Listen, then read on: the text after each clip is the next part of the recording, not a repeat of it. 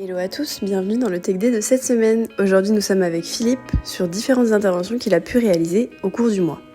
Nous commençons par voir la réparation d'une porte-cabine Schindler. Philippe a dû réparer une courroie d'entraînement qui était complètement cassée, on le voit à l'image. Ensuite il nous montre la courroie qu'il a remplacée. Puis il a effectué des réglages et des tests pour s'assurer que la porte fonctionne correctement de nouveau. Par la suite, Philippe réalise une opération de raccourcissement de la câblette du limiteur de vitesse.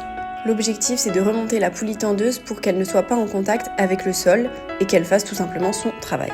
En effet, son travail est de tendre la câblette de façon à avoir de l'adhérence sur le limiteur de vitesse. Sur les deux images, nous voyons seulement la poulie tendeuse et non le limiteur de vitesse qui lui se situe en haut de la gaine. Ainsi, sur cette photo, on observe qu'il a aussi réglé le contact de la poulie tendeuse de façon à ce qu'elle soit bien opérante. Le limiteur de vitesse est lui relié par la câblette au système de parachute de la cabine afin de bloquer la cabine en cas de survitesse ou de rupture de câble. Évidemment, ça n'arrive pratiquement jamais. Ensuite, il a réalisé l'installation et le câblage d'un boîtier photocellule.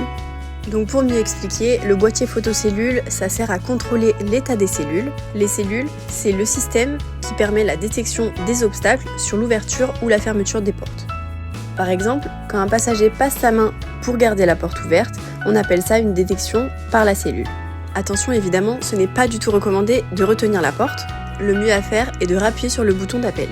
Par la suite, Philippe réalise un essai de manœuvre de secours pour se préparer à une éventuelle désincarcération. C'est-à-dire que Philippe va tester plusieurs manœuvres de secours pour libérer de potentiels passagers si une panne arrive.